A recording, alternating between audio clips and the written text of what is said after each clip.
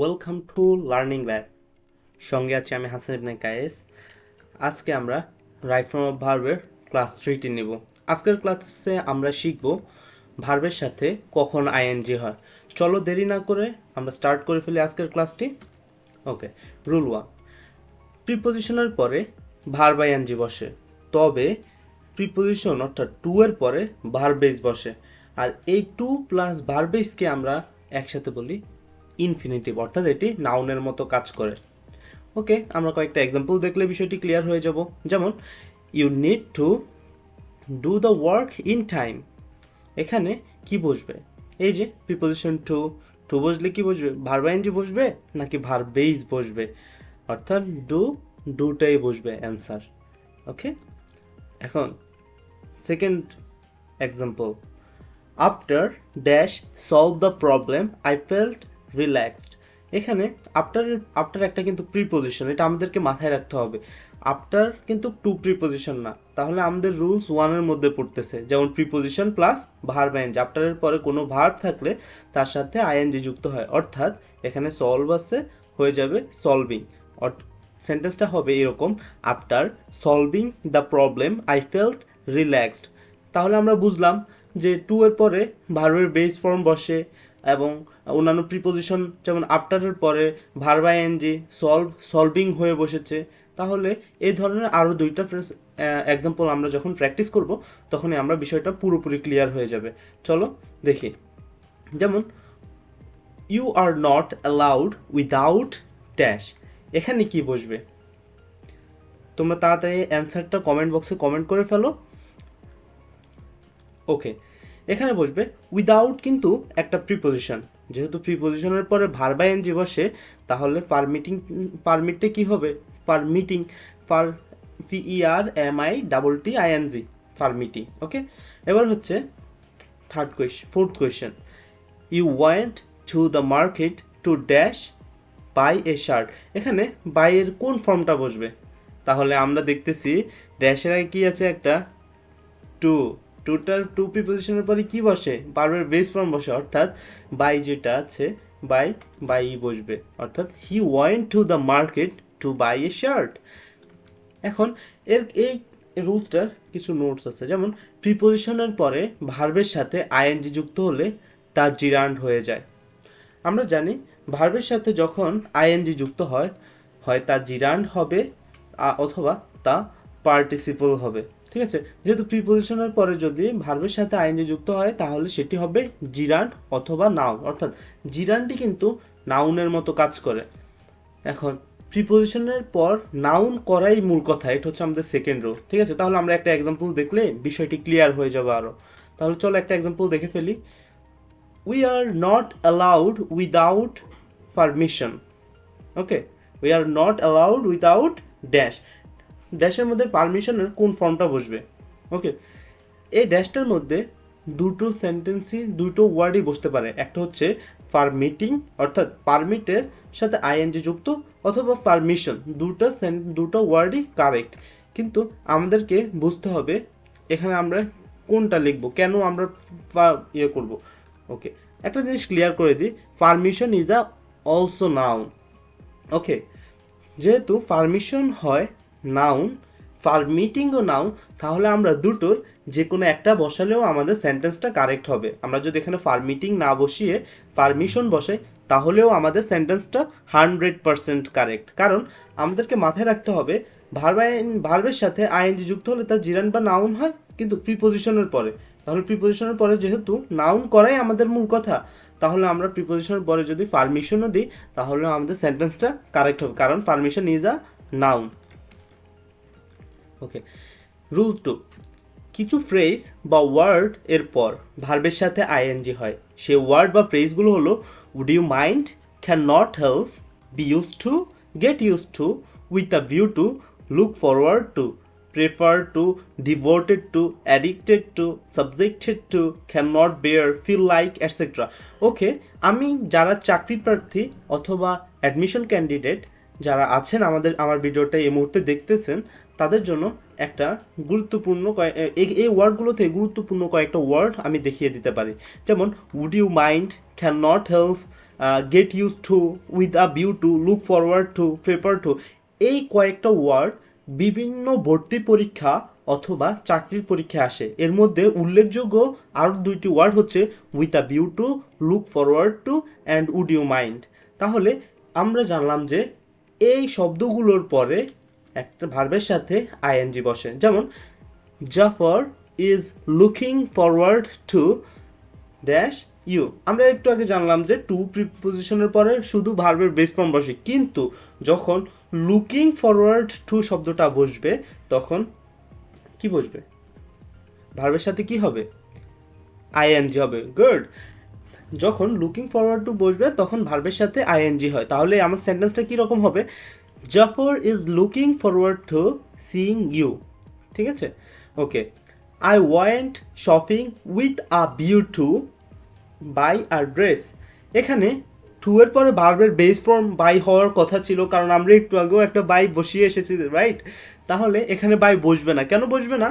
আমরা জানি with a view two এই ওয়ার্ডটার পরে ভার্বের সাথে কি বসে? আইএনজি বসে। তাহলে আমরা দেখি with a view to plus verb ING, অর্থাৎ এখানে বাইয়ের জায়গায় বাইং অ্যাড্রেস বসবে। যেমন I went to shopping with a view to buying a dress.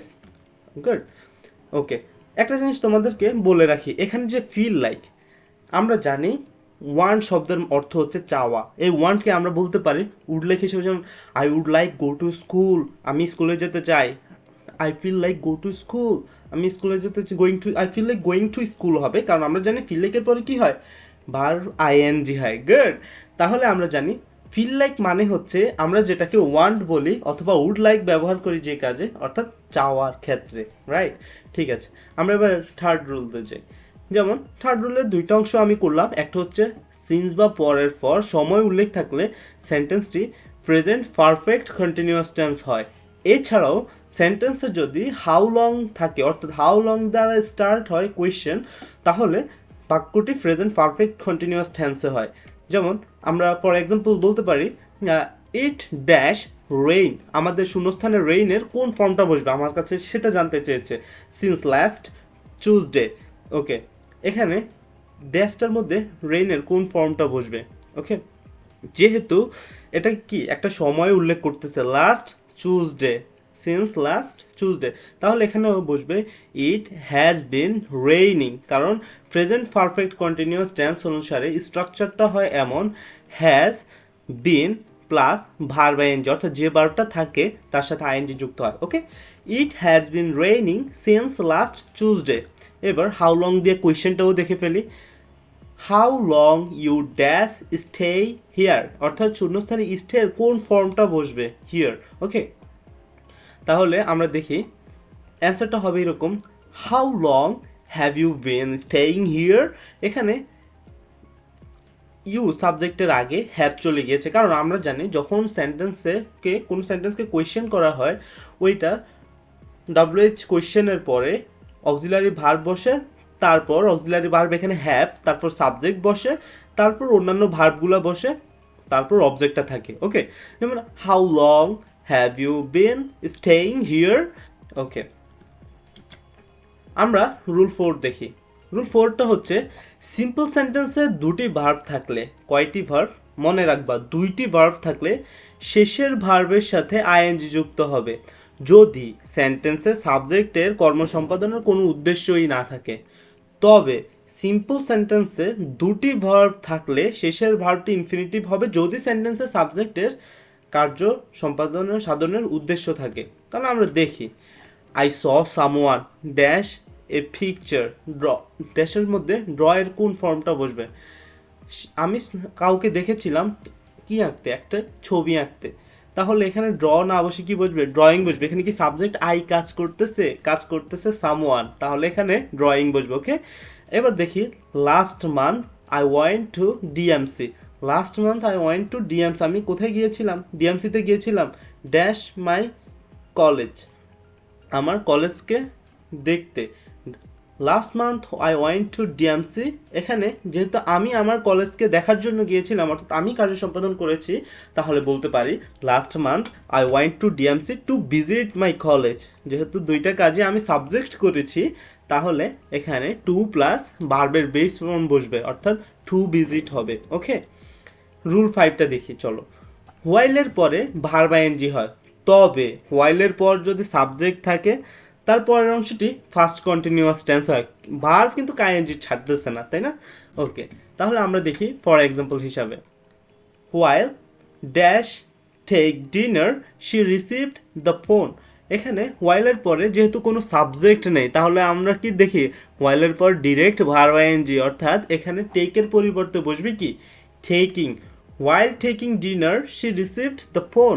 ওকে, এবার আমরা আরেকটা এক্সাম্পল দেখি, while it dash rain I was watching TV. এখানে হোয়াইলের পরে একটা সাবজেক্ট ইট আছে, তাহলে এখানে কি বসবে? ইট কিন্তু একটা থার্ড পারসন সিঙ্গুলার, এর মানে এখানে ওয়াজ অথবা ওয়ার না বসে শুধু ওয়াজ বসবে। তাহলে আমার সেন্টেন্সটা হয় এরকম, while it was raining, was plus verb ING হচ্ছে ফার্স্ট কন্টিনিউয়াস টেন্সের একটা structure. While it was raining I was watching TV. Okay, এখানে একটা নোটস আছে, যেমন হোয়াইল মূলত একটা কনজাংশন, এই যে হোয়াইলটাই মাঝখানে থাকে, মানে হোয়াইল যখন সেন্টেন্সে বসে তখন দুইটা বাক্যকে কানেক্ট করে। যখন আমি রাতের খাবার খাচ্ছিলাম তখন আমি সে ফোনটি রিসিভ করেছে, যখন বৃষ্টি হচ্ছিল তখন সে টিভি দেখছে, তাই না? এখানে হোয়াইলটা কনজাংশন হিসেবে কাজ করে দুইটা সেন্টেন্সে। আর হোয়াইল এর পর ভার্ব আইএনজি হলে এটি হিডেন ক্লজ হিসাবে কাজ করে, এটা আমাদের মাথায় রাখতে হবে। Okay, for example, while walking in the forest, while walking in the forest he has bitten by a snake. যখন কি করতেছিল, হাঁটতেছিল বনের মধ্যে দিয়ে, he was bitten by a snake, সে কামড় খেয়েছিল কার দ্বারা? একটি সাপ তাকে কামড় দিয়েছিল। ওকে ওকে, এবার দেখি আমরা rule 6, at present, at this moment, at this time, now, step by step, still, date by day, etc. Adverb বা অ্যাডভার্বিয়াল ফ্রেজ উল্লেখ থাকলে বাক্যটি প্রেজেন্ট কন্টিনিউয়াস টেন্স হয়। ওকে, তাহলে আমরা একটা এক্সাম্পল দেখতে পারি, now I dash write a letter to you. Okay, now I dash write a letter to you.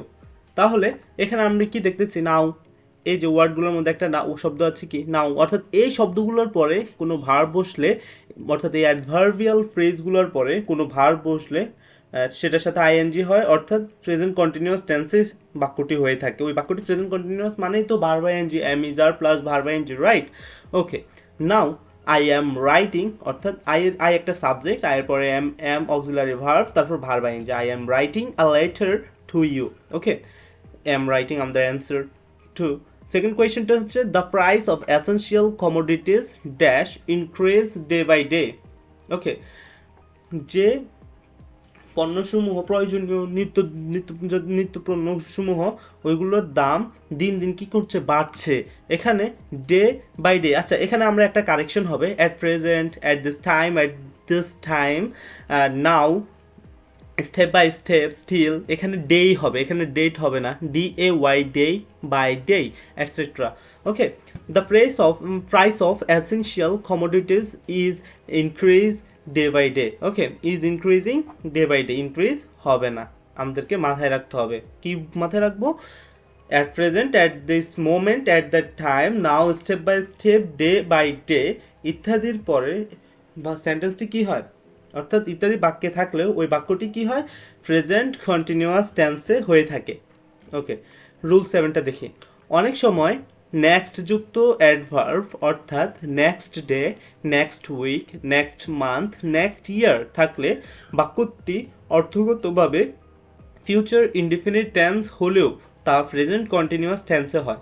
যেমন ফর এক্সাম্পল দেখতে পারি, I dash help you the next day, অর্থাৎ শূন্যস্থানে কোন শব্দটা বসবে, হেল্পের। যেহেতু আমরা জানি প্রেজেন্ট কন্টিনিউয়াস টেন্স হয় next day, next week, next month, next year থাকলে, অর্থাৎ অতীতের কোনো কিছু সময় নির্দিষ্ট করে যখন আমরা বুঝে ফেলি তখনই এখানে প্রেজেন্ট কন্টিনিউয়াস টেন্স হবে। ঠিক আছে, ফিউচার ইনডিফিনিট টেন্স না বসে, যদিও ফিউচার ইনডিফিনিট টেন্স প্রিপেয়ার করে কিন্তু ফিউচার ইনডিফিনিট টেন্স হবে না, প্রেজেন্ট কন্টিনিউয়াস টেন্স বসে। যেমন এখানে কি বসতে পারে তোমরা বলো তো, I am helping you the next day. Good, okay. আমরা এবার সেকেন্ড এক্সাম্পলটা তোমরা তাড়াতাড়ি অ্যান্সারটা কমেন্ট বক্সে দিয়ে ফেলো, তাহলে আমি বুঝতে পারবো যে তোমরা এতক্ষণে তো আমার এই রুলসটা সম্পর্কে জেনে গেছো। ওকে, যারা যারা দিয়েছো কমেন্ট বক্সে অবশ্যই তারা রিপ্লাই পেয়ে যাবে। ঠিক আছে, তাহলে আমি অ্যান্সারটা দিচ্ছি এখন। He dash get married next week, বাকি কিন্তু একটা কি আছে, নেক্সট উইক আছে, রাইট? তাহলে he is getting married next week, কারণ is plus verb ING, he একটা থার্ড পারসন সিঙ্গুলার, এর পরে প্রেজেন্ট কন্টিনিউয়াস টেন্সে ভার্ব ইজ বসে। ওকে, ইজ প্লাস মেন ভার্বের সাথে আইএনজি যুক্ত হয়। ওকে, এবার হচ্ছে রুল 8, সাবজেক্ট এর পরে prefer plus verb ING plus to plus verb ING.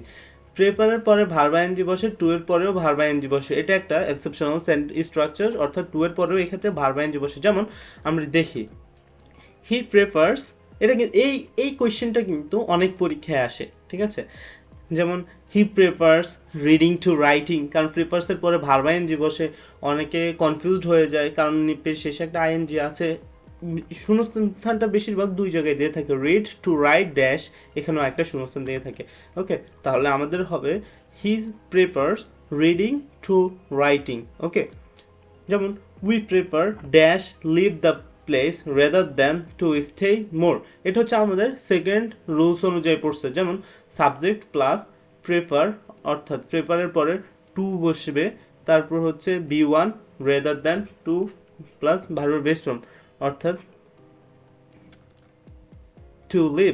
R okay, আমার এখানে একটা কারেকশন দরকার ছিল, এখানে হচ্ছে প্রেফার টু না বসে এখানে প্রিপোজিশন বসবে। ওকে, প্রিপোজিশন প্লাস প্রিপোজিশন টু বসে তারপর হচ্ছে ভার্বের বেস ফর্ম বসবে, এটা আমাদেরকে মাথায় রাখতে হবে।